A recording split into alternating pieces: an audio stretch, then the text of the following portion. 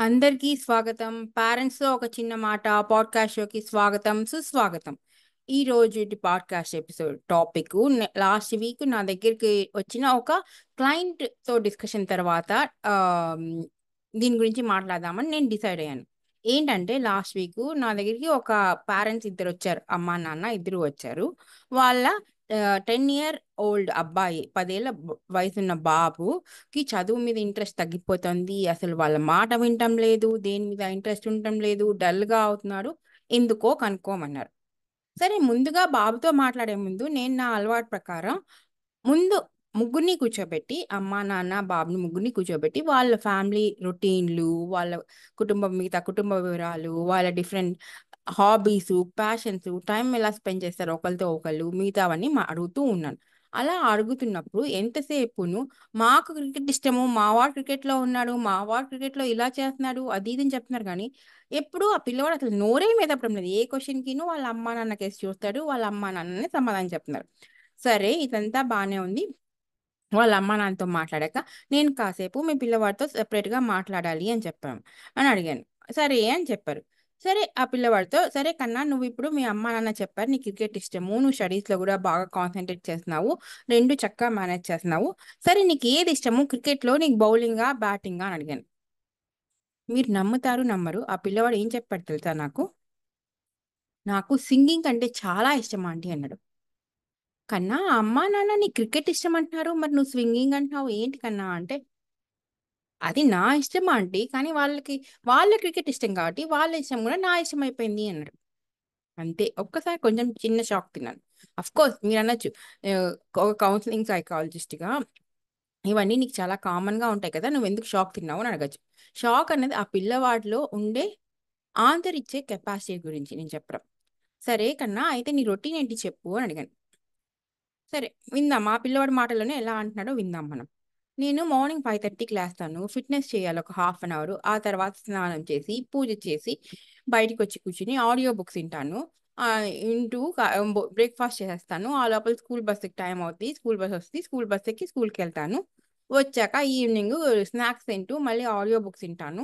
ఈ లోపల ప్రాక్టీస్‌కి టైం అవుద్ది. 1 ఆన్ 1 గాని, గ్రూప్ సెషన్స్ గాని ఉంటాయి. ప్రాక్టీస్‌కెళ్ళి వచ్చాక, ఇంటికొచ్చాక ఒక హాఫ్ అన్ అవర్, 45 మినిట్స్‌లో హోంవర్క్ ఫినిష్ చేసుకుంటాను. మళ్ళీ కొంచెం సేపు ఆడతాను. తర్వాత డిన్నర్ చేశాను, పడుకుంటాను అని చెప్పాడు. "నువ్వు ఎన్నింటికి పడుకుంటావు?" అంటే 9:00 లోపల పడుకుంటాను అన్నాడు. సరే కన్నా, మరి ఇంత ఇదిగా డీటెయిల్‌గా చెప్తున్నావు కదా! మరి నువ్వెప్పుడు సింగింగ్ చేస్తావు అని అడిగాను. నాకు సింగింగ్ టైమ్ ఎక్కడుంది ఆంటీ? నాకు లేదసలు టైము అన్నాడు. మరి ఏ ఆడియో బుక్స్ వింటావు కన్నా అంటే, మమ్మీ వాళ్ళు చెప్తారు. మార్నింగ్ ఏమో స్కూల్ సిలబస్‌లో ఉండే ఆడియో బుక్స్ వింటాను. ఈవినింగ్ ఏమో ఆటోబయోగ్రఫీస్ గానీ, లైఫ్ హిస్టరీస్ గానీ వింటాను. పెద్ద పెద్ద క్రికెటర్స్‌వి వాళ్ళవి అన్నాడు. అంటే, కన్నా నువ్వు సెలెక్ట్ చేసుకోవా ఆ ఆడియో బుక్‌ని అన్నాను. లేదా ఆంటీ, మమ్మీ డ్యాడీనే సెలెక్ట్ చేస్తారు. నేను వినాలి అని చెప్పారు. దీన్ని బట్టి ఏమర్థమవుతుంది ఫ్రెండ్స్ మీకు? తన పేరెంట్సు ఆ పిల్లవాడికి కావాల్సిన ప్రతి చిన్న డెసిషన్ వాళ్ళే తీసుకుంటున్నారు. అవునా కాదా? అదే కదా ఆ పిల్లవాడు చెప్తున్న మాటలు. ఆ పిల్లవాడికి అసలు ఏమాత్రం ఫ్రీడమ్ లేదు. ఒక చిన్న డెసిషన్ తీసుకోవడానికి. కనీసం తను ఏ ఆడియో బుక్ ఇనాలి, లేదా తను ఫ్రెండ్స్‌తో కలిసి బయటికెళ్ళాలన్నా, ఆడుకోవాలన్నా లేదు. ఎందుకంటే ప్రతి ఒక్క మినిటు ఆ పిల్లవాడి జీవితంలో ఎవరు కంట్రోల్ చేస్తున్నారు? ఆ పిల్లవాడి అమ్మా, నాన్ననే. సో, మీరు ఇది ఏ పేరెంటింగ్ స్టైల్ అని అనుకుంటున్నారు మరి? ఇది మంచిదా? కాదా? ఈ ఈ పారెంటింగ్ స్టైల్‌ని ఇంటెన్సివ్ పారెంటింగ్ అంటారు. అంటే పిల్లల జీవితంలో ప్రతి విషయానికి తల్లిదండ్రులు పూర్తిగా జోక్యం చేసుకొని, వాళ్ళకి స్వతంత్రం లేకుండా ప్రతి చిన్న విషయము వాళ్ళ మీదే, పేరెంట్స్ మీదే, అంటే తల్లిదండ్రుల మీదే పడేటట్టు చేసుకోవటాన్ని ఇంటెన్సివ్ పారెంటింగ్ స్టైల్ అంటారు. అది పిల్లలకి హానికరమే, పెద్దవాళ్ళకి హానికరమే. దాని గురించి ఇంకొంచెం డీటెయిల్డ్‌గా ఈ ఎపిసోడ్‌లో తెలుసుకుందాం. ప్రతి చిన్న విషయంలో తల్లిదండ్రుల సహాయం మీద ఆధారపడటం మూలంగా పిల్లల్లోని సెల్ఫ్ డెసిషన్ మేకింగ్ కెపాసిటీ తగ్గుతుంది. అంటే వాళ్ళు ఏదైనా అవసరమైనప్పుడు ఓహ్! ఏ డెసిషన్ తీసుకోలేరు. ఏదైనా ఒక చిన్న అనుకోని సంఘటన జరిగితే వాళ్ళు ఆ టైం అప్పుడు ఫ్రీజ్ అయిపోతారు కంప్లీట్‌గా. ఎలా రియాక్ట్ అవ్వాలో కూడా వాళ్ళకి తెలీదు. చిన్నప్పటి నుంచి మనం కింద పడి లేచి లేదంటే ఫెయిల్ అయ్యి మళ్ళీ గెలిస్తేనే కదా మనకు సక్సెస్ వస్తుంది. ఎలాంటి ప్రాబ్లమ్ని ఎలా సాల్వ్ చేయాలో మనకు తెలిసేది. అది కాకుండా అది లేకుండా అసలు పిల్లవాడే కింద పడకూడదు, పిల్లవాడికి ఏ దెబ్బ తగలకూడదు అని మొత్తం పేరెంట్సే చేస్తూ ఉంటే పిల్లవాడికి రేపొద్దున్న అమ్మా నాన్న లేకుండా వేరే దగ్గరికి వెళ్ళినప్పుడు ఎలా ఆ పిల్లవాడు సక్సీడ్ అవ్వగలడు? ఏదైనా చిన్న అనుకోని ప్రాబ్లం వచ్చింది, ఫర్ ఎగ్జాంపుల్ ఆ పిల్లోడు క్రికెట్లోనే చూడండి, ప్యాడ్స్ కనిపించలేదు, పక్కవాడి ప్యాడ్స్ అడిగి తీసుకొని ఆడాలి అన్న ఆలోచన కూడా ఆ పిల్లోడికి వస్తుందో రాదో మరి. ఎందుకంటే ఆ పేరెంట్స్ పెంచే పద్ధతి మీద డిపెండ్ అయి ఉంటుంది కదా. పిల్ల అలాగనే పిల్లవాడికి ఏ చిన్న ప్రాబ్లమ్ సాల్వింగ్ స్కిల్ నేర్పించకపోతే భవిష్యత్తులో రా ఫ్యూచర్ తనకి వచ్చే సమస్యల్ని ఎలా ఎదుర్కొంటాడు, దాన్ని ఎలా సాల్వ్ చేయాలని తను ఆలోచించగలడు. అమ్మా నాన్న కేసు చూస్తాడు, అమ్మా నాన్న లేకపోతే వేరే వాళ్ళని అడుగుతాడు, అంతేగాని ఇంకోళ్ళ మీద డిపెండ్ అయిపోయే ఉంటాడు కంప్లీట్గా. అవునా కాదా? పిల్ ఇప్పుడు పిల్లల టేస్ట్లు, హాబీలు, ఇంట్రెస్ట్లు ప్రతి జనరేషన్కి మారుతున్నాయి.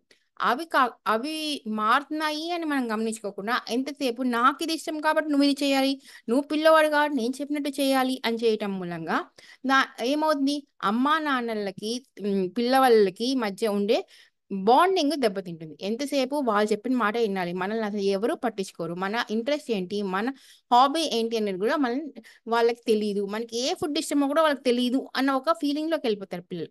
దాని నుంచి ఏంటవుద్ది, వాళ్ళ సెల్ఫ్ కాన్ఫిడెన్స్ దెబ్బతింటమే కాకుండా వాళ్ళకి మనతో ఉండే బాండింగ్ కూడా దెబ్బతీస్తుంది. ఎప్పుడు మనము ఒక కేజ్లో ఉన్నాము, ఒక జైల్లో ఉన్నాము అన్న ఒక ఫీలింగ్ వస్తుంది వాళ్ళకి. సో ఆ ఫీలింగ్ మూలంగా వాళ్ళు ఎప్పుడెప్పుడు మన నుంచి దూరం పారిపోదామా, ఎప్పుడెప్పుడు బయట పడిపోదామా అనే ఆలోచనలు స్టార్ట్ చేశారు. అది అలాంటి పిల్లలు టీనేజ్లోకి వచ్చాక మనతో ఎలా మాట్లాడతారు, మనతో అన్ని ఎలా షేర్ చేసుకుంటారు? అంతేకాకుండా ఇప్పుడు ప్రతి చిన్న విషయానికి మనము పిల్లల్ని నువ్వే బెస్ట్‌గా ఉండాలి, నువ్వే బెస్ట్‌గా ఉండాలి అని చెప్పి ఫోర్స్ చేస్తుంటే, ఇప్పుడు నేను ఇందాక మాట్లాడిన పిల్లవాడు మ్యాథ్స్‌లో 95 మార్క్స్ వచ్చాయంటే మిగతా 5 మార్క్స్ ఎందుకు తగ్గాయి అని చెప్పి అడిగే పేరెంట్స్ ఉంటే, ఆ పిల్లవాడికి ఏటవుద్ది? అబ్బా! ప్రతిదానికి నేను సెంటమ్ రావాలి, ప్రతి దాంట్లో నేను ఫస్ట్ ఉండాలి అని ఒక పరీక్ష, అది క్రికెట్ అవ్వచ్చు, జీవితం అవ్వచ్చు, స్కూల్‌లో పరీక్షలు అవ్వచ్చు, ఒక కాంపిటీషన్ అవ్వచ్చు, ప్రతిదానికి నేను ఈ పరీక్ష తీసుకుంటే అమ్మా నాన్నని సాటిస్ఫై చేయగలనో లేనో, వాళ్ళ ఎక్స్పెక్టేషన్ అందుకోగలనో లేనో అన్న దీంతోని తను ఏ పరీక్ష తీసుకోవడానికి రెడీగా ఉన్నాడు. సో ఏమవుద్ది, ఒక డిలే మెంటాలిటీ వచ్చేసి ప్రతిదాని ఒక ప్రొక్రాస్టినేషన్. నేను ఇది కాదు రేపు చేస్తాను నాన్న, ఎల్లుండి చేస్తాను నాన్న అని. ఎందుకంటే తన మీద ముందు సెల్ఫ్ కాన్ఫిడెన్స్ లేదు. ఆ సెల్ఫ్ కాన్ఫిడెన్స్ లేకపోవడంతో పాటు పెద్దవాళ్ళు పెట్టిన ఎక్స్పెక్టేషన్ ప్రెషర్ ఇంకా ఎక్కువ అవుద్ది. సో యాంగ్జైటీ, ఈ రెండు కలగలిపి తనని ఎప్పుడు తన నార్మల్ స్టైల్లో పర్ఫామ్ చేయనివ్వరు. అప్పుడు ఏమవుద్ది, ఆ పిల్లవాడి ఎక్కడా పర్ఫామ్ చేయకపోతే స్కూల్లో అయినా పర్ఫామ్ చేయాలి, సింగింగ్లో అయినా పర్ఫామ్ చేయాలి, క్రికెట్లో అయినా పర్ఫామ్ చేయాలి. ఇప్పుడు ఎక్కడా పర్ఫామ్ చేయకపోతే ఏమైపోద్ది, తన ఫ్యూచర్లో ఎలా సెటిల్ అవుతాడు? ఈ ఇవన్నీ ప్రాబ్లమ్స్ మన పిల్లల సైడ్ నుంచి చూస్తే, ఇంకా మరి పెద్దవాళ్ళ సైడ్ నుంచి కూడా ప్రాబ్లమ్స్ ఉన్నాయి మై డియర్ ఫ్రెండ్స్. ఏంటంటే ఎంతసేపు ఆ పేరెంట్స్ వాళ్ళ జీవితం మొత్తం మొదలుపెట్టి మనీ కోసం తప్పదు కదా. జాబ్ తప్పితే పిల్లవాడు ఏం తింటున్నాడు, ఏం తినాలి, ఎలా తినాలి, ఏ జ్యూస్ తాగాలి, ఆ జ్యూస్లో ఐస్ ఎంత ఉండాలి, ఐస్ ఎంత ఉండకూడదు, షుగర్ ఎంత తక్కువ ఉండాలి, షుగర్ ఎంత ఎక్కువ ఉండాలి నుంచి వాళ్ళు ఎవరు డ్రాప్ చేయాలి, ఎలా పికప్ చేసుకోవాలి, వాడికి చేంజ్ ఆఫ్ డ్రెస్ ఏముంది, ఏం ఆడాలి, ఏం వినాలి, ఏ ఎలా టైం స్పెండ్ చేయాలి అని ప్రతి ఒక్క నిమిషంని ప్లాన్ చేయడంతో ఆ పేరెంట్స్కి వాళ్ళ జీవితంలోని స్పెండ్ చేసే సో కాల్డ్ మీ టైం అనేది తగ్గిపోతుంది. ఆ తగ్గిపోవడంతో వాళ్ళలో కూడా స్ట్రెస్ కూడా పెరుగుతుంది కదా, వాళ్ళకి రిలాక్సేషన్కి టైం దొరకదు. అంతే కదా. ఏ అలాంటప్పుడు వాళ్ళలో కూడా యాంగ్జైటీ పెరుగుతుంది, కోపం పెరుగుతుంది, టెన్షన్ పెరుగుతుంది, వాళ్ళ హెల్త్ కూడా ప్రాబ్లం అయిపోతుంది. సో ఇప్పుడు ఏమవుతుంది, వాళ్ళ ఎమోషనల్ హెల్త్ డౌన్ అవుతుంది, ఇటుపక్క పిల్లల ఎమోషనల్ హెల్త్ డౌన్ అవుతుంది. ఇద్దరు ఒకరినొకరు బ్లేమ్ చేసుకుంటూ ఉంటారు. ఇప్పుడు మీరు బొమ్మరిల్లు సినిమా చూసే ఉంటారు.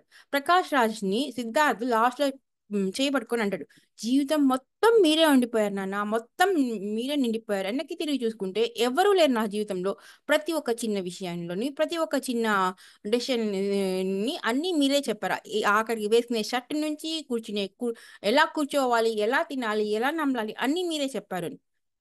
That is nothing but intensive parenting అనమాట. ఇప్పుడు అంత ఇంటెన్సివ్ పేరెంటింగ్ చేయటం మూలంగా అక్కడ సిద్ధార్థకి ఎలా బాధపడిందో అలానే మీ పిల్లలు బాధపడతారు. మీ పిల్లలు అలా బాధపడటం మూలంగా ఎప్పుడెప్పుడు మీ దగ్గర నుంచి విడిపోదామా, ఎప్పుడెప్పుడు మీ నుంచి దూరం వెళ్ళిపోదామా అన్న ఆలోచనలోనే వాళ్ళు ఉంటారు. మీరేమంటారు? మా పిల్లోడు నన్ను పట్టించుకోవడం లేదు. నా గురించి నా మీద అసలు వాల్యూ లేదు. నేను జీవితం మొత్తం వాడికి సాక్రిఫైస్ చేశాను అని మీరనుకుంటారు. ఇప్పుడు 2 పక్కల నుంచి ఏడవాల్సిన అవసరం అవుతుంది. అవునా? అందుకనే ఈ ఇంటెన్సివ్ పేరెంటింగ్ ఒకవేళ మీరు గనుక ఈ ఇంటెన్సివ్ పేరెంట్ అయ్యుంటే, లేదు మీరు ప్రతి చిన్న విషయానికి మీ పిల్లల్ని మీ మీద డిపెండ్ అయ్యేటట్టు చేసుకుంటూ ఉంటే, మిమ్మల్ని మీరు మార్చుకోవాల్సిన టైం వచ్చింది. మొ ముందు ఫస్ట్ ఆఫ్ ఆల్ మీరేం చేయాలంటే, మిమ్మల్ని మీరు సరిగ్గా గమనించుకోండి. అబ్జర్వ్ చేసుకోండి. ఎందుకు ఇలాగా మీరు ప్రతి ఒక్క చిన్న విషయంలో పిల్లవాడు మీ చుట్టూనే తిరగాలి. మీ పిల్లవాడి ప్రతి చిన్న డెసిషన్ మీరే తీసుకోవాలి అని చెప్పి ఆలోచిస్తున్నారని అర్థం చేసుకోండి. కావాలంటే జర్నలింగ్ చేసుకోండి. మీతో ఫ్రెండ్స్‌తో మాట్లాడండి. పేరెంటింగ్ కోచెస్ దగ్గరికెళ్ళండి. అర్థం చేసుకోండి. ఒక్కసారి మీకది అర్థమైతే ఎలాగా మీరు నార్మల్‌గా మీ పిల్లవాడిని నార్మల్ చైల్డ్‌గా ఎలా పెంచగలరు అన్న టిప్స్ వాళ్ళిస్తారు. లేదు మీకే తెలుస్తాయి. లేదు అన్నారా? రండి మన వాట్సాప్ కమ్యూనిటీ, పేరెంటింగ్ కమ్యూనిటీ కూడా రండి. జాయిన్ అవ్వండి. ఫ్రీగా టిప్సు, ఇన్ఫర్మేషన్స్ ఎన్నో మరెన్నో మీకు ఫ్రీగా అందుతాయి డైలీ. పిల్లల మీద స్లోగా వాళ్ళని చాయిస్ ఇవ్వండి. ఈ షర్ట్ వాళ్ళు డిసైడ్ చేసుకోమనండి. వాడిని ఫుడ్ చూస్ చేసుకోమని చెప్పండి. అలాగా వాళ్ళ మీద ప్రెషర్ పెట్టకుండా వాళ్ళని ఫస్ట్ చాయిసెస్ ఇవ్వండి. డెసిషన్ తీసుకోమండి. ఏం వాడాలి? ఏం చేయాలి? ఎలాగుండాలి? అనేది చేసుకోమనండి. వాళ్ళలో ఇంట్రెస్ట్ ఏముందో కనుక్కోండి. డిఫరెంట్ యాక్టివిటీస్‌కి ఎక్స్‌పోజ్ చేయండి. డిఫరెంట్ క్లాసులకి తీసుకెళ్ళండి. మీరు డిసైడ్ చేయకండి. వాడికి క్రికెట్ ఇష్టమా? సింగింగ్ ఇష్టమా? డాన్స్ ఇష్టమా అని. వాడిని అనుభవించనియండి. డాన్స్ అంటే ఏంటో చూడనివ్వండి. ఒక 2 క్లాసులో, 3 క్లాసులో వెళ్ళనివ్వండి. వెళ్ళాక వాడికి అర్థమవుతుంది. వాడికి డాన్స్ ఇష్టం లేదంటే వదిలేయండి. పర్వాలేదు. వేరే దానికెళ్ళండి. అలాగా వాళ్ళ ఆసక్తులను గమనించి దాన్ని ప్రోత్సహించండి. పిల్లలకి కొంచెం ఫ్రీ ప్లే టైమ్ ఇవ్వండి. Without any supervision. No competitive play. పార్క్‌కెళ్ళి వదిలేయండి. వాళ్ళు వాళ్ళ పియర్ గ్రూప్‌ని ఎవరో ఒకళ్ళని పట్టుకుంటారు. వాళ్ళతో కింద పడతారు, మీద పడతారు, లేస్తారు, పరిగెడతారు. దాంట్లోని వాళ్ళు చాలా టెన్షన్, బర్డెన్ నుంచి ఫ్రీ అవుతారు. అప్పుడు ఇంటికొచ్చి చక్కగా నిద్రపోతారు. మనము మన పిల్లల అభివృద్ధిలో భాగం కావాలి గానీ, వారి కంప్లీట్‌గా మనం జోక్యం చేసుకోవడం మంచిది కాదు. మనం వాళ్ళకి ఎంత ఫ్రీడమో, ఎంత స్వతంత్రం కావాలో అంతవరకు ఇవ్వాలి. వాళ్ళకి ఎప్పుడైతే వాళ్ళ వల్ల అవ్వదు అనుకుంటామో, అప్పుడే మనము వాళ్ళకి కావాల్సిన సపోర్ట్ ఇవ్వటం చేయాలి. అందుకే మీరు మీకోసం సమయం కేటాయించుకోండి. మీరు మీ లైఫ్ లీడ్ చేయండి. హ్యాపీగా గడపండి. రిలాక్స్ అవ్వండి. మీ స్ట్రెస్ తగ్గించుకోండి. మీరు మైండ్‌ఫుల్‌గా జీవితాన్ని ఎంజాయ్ చేయండి. పిల్లల్ని పెంచడం అన్నది పిల్లలకి ఒక ఆనందకరమైన బాల్యాన్ని ఇవ్వటం కోసమే తప్పించి, ఏ మనము వాళ్ళ జీవితం మనం జీవించడం కోసం కాదు. మనము పేరెంట్ అన్నవాళ్ళు పిల్లల జీవితంలో ఒక తోటమాలి లాగానే అవ్వాలి గానీ, తోటమాలే ఒక చెట్టుగా కాకూడదు కదా! తోటమాలి చెట్టుకి ఎప్పుడు అవసరమైతే అప్పుడే నీళ్ళిస్తాడు ఎప్పుడైతే అవసరమవుద్దో అప్పుడే తీగ కడతాడు. లేదా పందిరి సపోర్ట్ ఇస్తాడు. అంతేగాని అంతవరకు తనే మొత్తం ఆ చెట్టు చుట్టూను తిరిగి నిల్చోడు కదా! ఆ ప్రిన్సిపలే మీరు బుర్రలో పెట్టుకుంటే మీ ఫ్యామిలీ లైఫ్ హ్యాపీగా ఉంటుంది. మీ పిల్లలు హ్యాపీగా, ఎమోషనల్లీ హెల్తీ చైల్డ్‌గా గ్రో అవుతారు. సో, అదే ఈరోజు టాపిక్ మై డియర్ ఫ్రెండ్స్. మీకు పైన చెప్పిన చిట్కాలు నచ్చాయనుకుంటాను. నచ్చితే మీ ఫ్రెండ్స్‌కి, ఫ్యామిలీ మెంబర్స్‌కి కంపల్సరీగా ఈ పాడ్‌కాస్ట్ షేర్ చేయండి. మీ రివ్యూస్, కామెంట్స్ నాకు తెలపండి. డీఎం చేయండి. మీకేదైనా ఇంకా ఇంట్రెస్టింగ్ టాపిక్స్‌తో రావాలి అంటే, వేరే టాపిక్ ఏదైనా మీకు ఐడియా ఉంటే ప్లీజ్ డీఎం చేయండి నాకు. లేదు చాట్ బాక్స్‌లో రాయండి. నేను మీకు ఆ టాపిక్ నెక్స్ట్ ఎపిసోడ్‌లో డిస్కస్ చేయొచ్చు. ఉంటాను మరి. సెలవా. Bye bye.